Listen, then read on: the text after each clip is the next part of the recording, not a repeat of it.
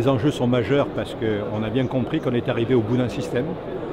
Au bout d'un système de déficit du commerce extérieur de la France, avec 100 milliards d'euros de déficit au mois d'avril sur un an glissant. Ça veut dire qu'on ne sait plus se payer 100 milliards d'euros dans notre pays. Ce qui fait qu'on a 100 milliards d'euros de déficit, c'est essentiellement l'importation de biens. Le deuxième sujet sur lequel on est arrivé au bout, c'est qu'on est arrivé au bout de cette dépendance qu'on a par rapport à certains produits, dont des produits industriels. Partant de là, il faut absolument réindustrialiser ce pays. Et on sait que c'est possible. C'est possible parce qu'il y a ce fait qu'on est arrivé au bout, donc c'est plus faire autrement. Il y a aussi l'envie.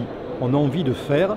Et quand vous regardez nos entreprises, quand vous regardez nos concitoyens, ils ont envie de consommer et d'acheter français. Après, il y a, est-ce qu'on sait faire? Et la question, c'est oui, on sait le faire, parce qu'il y a un tas d'études comme ça qui existent sur la partie réindustrialisation, avec des produits bien identifiés. On a identifié 58 produits qui sont développables et fabricables en France. Et si on les fabrique chez nous, globalement, ça veut dire 115 milliards d'euros d'achats en moins. Donc vous imaginez la balance du commerce extérieur. Et deuxièmement, ça veut dire plus de 300 000 emplois créés sur notre pays. Et là, j'ai pris uniquement pour les emplois, uniquement 20% de ces produits qu'on fabriquerait en France. Après, derrière tout ça, il y a une méthode. Et je citais tout à l'heure les ingrédients. Qu'est-ce qu'il faut pour réindustrialiser? Pour faire en sorte que l'industrie qu'on va implanter chez nous soit compétitive et durable. Mais globalement, ingrédient numéro 1, des entreprises. Donc bien, il y en a, il y a une envie de faire. Ingrédient numéro 2, on sait que l'industrie du futur sera une industrie digitale. Donc il faut digitaliser, ça tombe bien, il y a des offreurs de nos solutions dans notre pays. Ingrédient numéro 3, c'est l'environnement.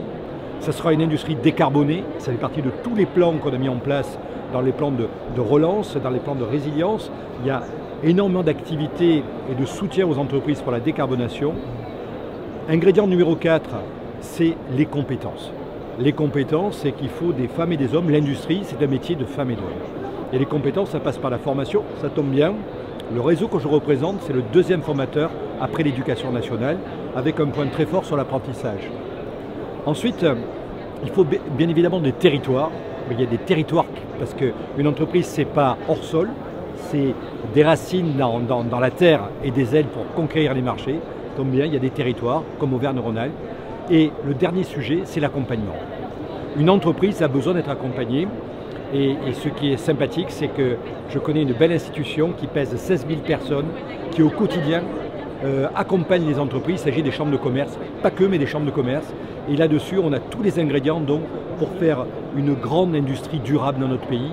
Et je vous prie de croire que c'est l'ambition que nous avons collectivement ici et dans tout ce que nous faisons tout au long de l'année pour ce pays et pour cette industrie.